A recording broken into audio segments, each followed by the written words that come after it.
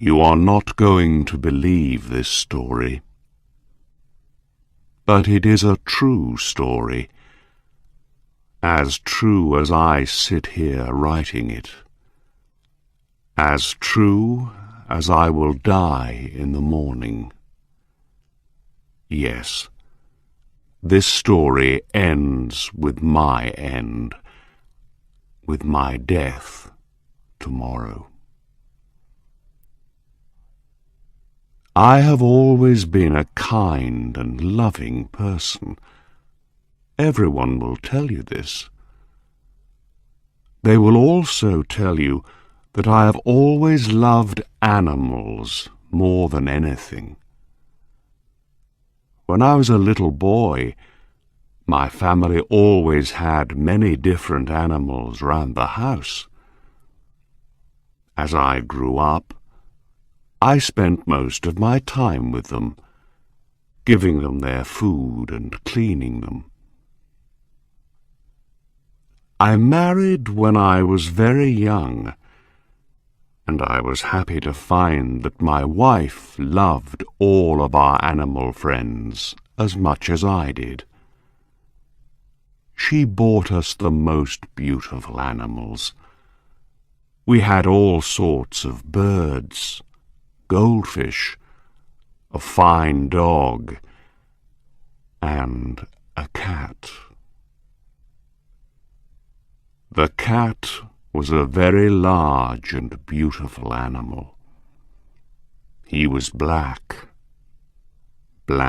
all over, and very intelligent.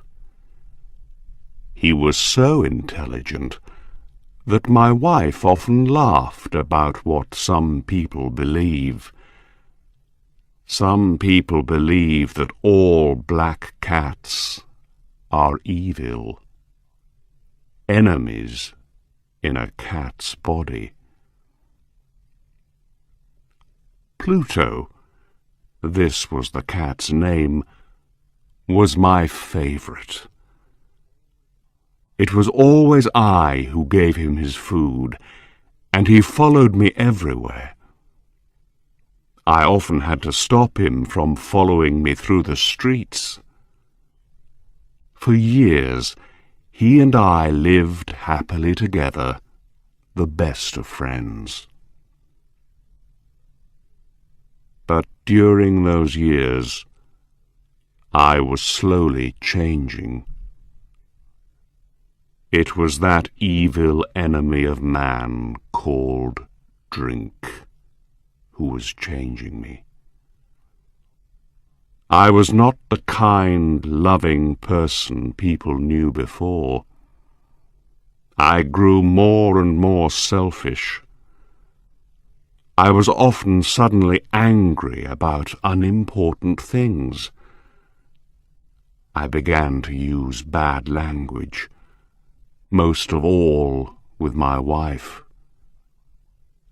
I even hit her sometimes. And by that time, of course, I was often doing horrible things to our animals. I hit all of them, but never Pluto. But my illness was getting worse. Oh, yes, drink is an illness. Soon I began to hurt my dear Pluto too. I remember that night very well. I came home late, full of drink again. I could not understand why Pluto was not pleased to see me. The cat was staying away from me. My Pluto did not want to come near me. I caught him and picked him up, holding him strongly. He was afraid of me, and bit my hand. Suddenly, I was not myself any more. Someone else was in my body, someone evil and mad with drink. I took my knife from my pocket held the poor animal by its neck and cut out one of its eyes. The next morning, my mind was full of pain and horror when I woke up. I was deeply sorry. I could not understand how I could do such an evil thing. But drink soon helped me to forget. Slowly the cat got better. Soon he felt no more pain. There was now only an ugly, dry hole where the eye once was. He began to go round the house as usual again. He never came near me now, of course, and he ran away when I went too close. I knew he didn't love me any more. At first I was sad. Then, slowly, I started to feel angry. And I did another terrible thing. I had to do it. I could not stop myself. I did it with a terrible sadness in my heart, because I knew it was evil. And that was why I did it. Yes, I did it because I knew it was evil. What did I do? I caught the cat and hung him by his neck from a tree until he was dead. That night I woke up suddenly. My bed was on fire. I heard people outside shouting, "Fire! Fire!" Our house was burning. I, my wife, and our servant were lucky to escape.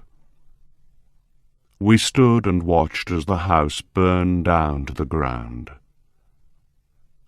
There was nothing left of the building the next morning.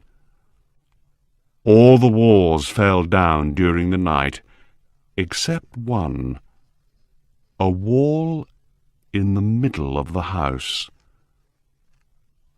I realized why this wall did not burn, because there was new plaster on it. The plaster was still quite wet. I was surprised to see a crowd of people next to the wall. They were talking and seemed to be quite excited. I went closer and looked over their shoulders. I saw a black shape in the new white plaster. It was the shape of a large cat hanging by its neck. I looked at the shape with complete horror. Several minutes passed before I could think clearly again. I knew I had to try to think clearly. I had to know why it was there. I remembered hanging the cat in the garden of the house next door. During the fire, the garden was full of people. Probably someone cut the dead cat from the tree and threw it through the window to try and wake me. The falling walls pressed the animal's body into the fresh plaster. The cat burned completely, leaving the black shape in the new plaster. Yes, I was sure that was what happened. But I could not forget that black shape for months. I even saw it in my dreams. I began to feel sad about losing the animal, so I began to look for another one. I looked mostly in the poor parts of our town, where I went drinking. I searched for another black cat of the same size and type as Pluto. One night, as I sat in a dark and dirty drinking house, I noticed a black object on top of a cupboard near some bottles of wine. I was surprised when I saw it. I looked at those bottles a few minutes ago, I thought, and I am sure that object was not there before. I got up and went to see what it was. I put my hand up, touched it, and found that it was a black cat. A very large one, as large as Pluto. He looked like Pluto, too, in every way but one. Pluto did not have a white hair anywhere on his body. This cat had a large white shape on his front. He got up when I touched him, and pressed the side of his head against my hand several times. He liked me. This was the animal I was looking for. He continued to be very friendly, and later, when I left, he followed me into the street. He came all the way home with me. We now had another house, and came inside. He immediately jumped up onto the most comfortable chair and went to sleep. He stayed with us, of course. He loved both of us, and very soon he became my wife's favorite animal. But as the weeks passed, I began to dislike the animal more and more. I do not know why, but I hated the way he loved me. Soon I began to hate him. But I was never unkind to him. Yes, I was very careful about that. I kept away from him because I remembered what I did to my poor Pluto. I also hated the animal because he only had one eye. I noticed this the morning after he came home with me. Of course, this only made my dear wife love him more. But the more I hated the cat, the more he seemed to love me. He followed me everywhere, getting under my feet all the time. When I sat down, he always sat under my chair. Often he tried to jump up on my knees. I wanted to murder him when he did this. But I did not. I stopped myself because I remembered Pluto, but also because I was afraid of the animal. How can I explain this fear? It was not really a fear of something evil, but then how else can I possibly describe it? Slowly, this strange fear grew into horror. Yes, horror. If I tell you why, you will not believe me. You will think I am mad.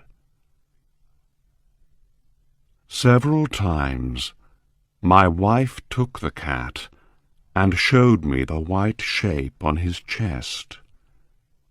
She said the shape was slowly changing.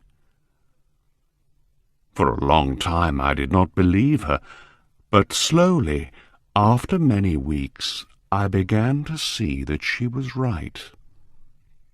The shape was changing. Its sides were becoming straighter and straighter. It was beginning to look more and more like an object.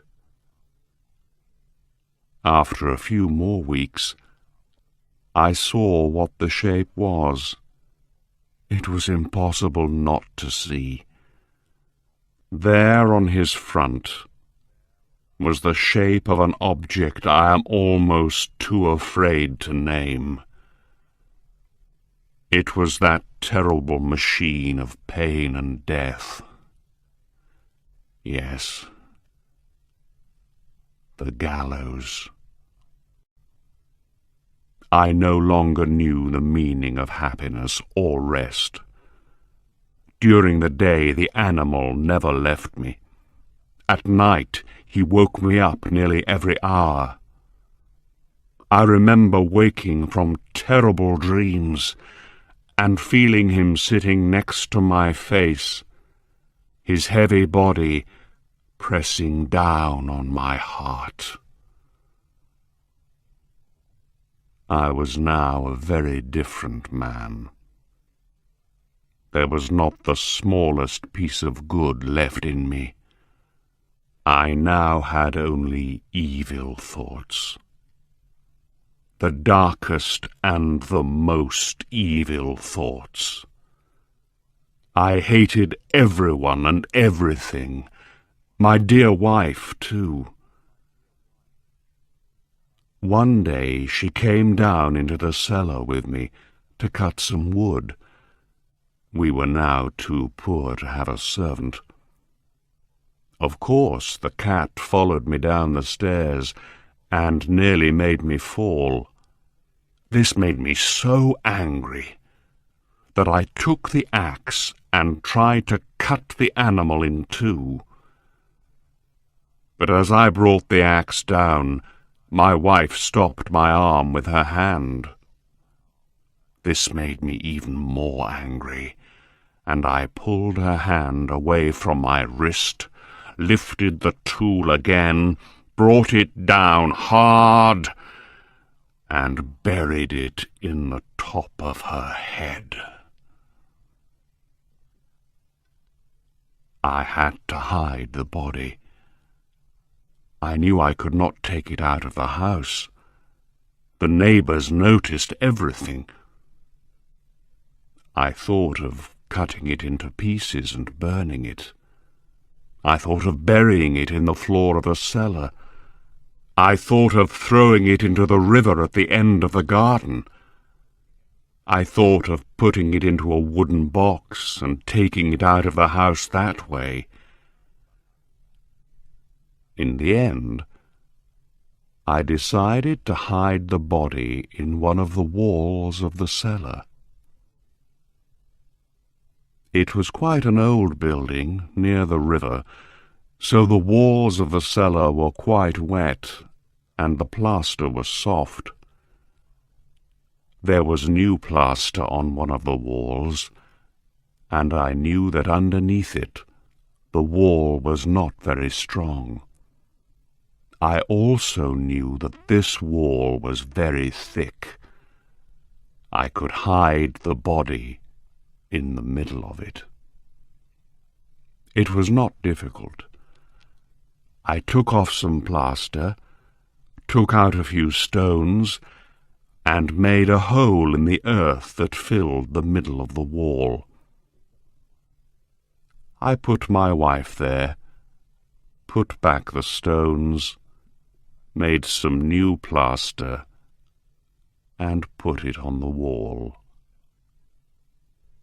Then I cleaned the floor and looked carefully round. Everything looked just as it did before. Nobody would ever know.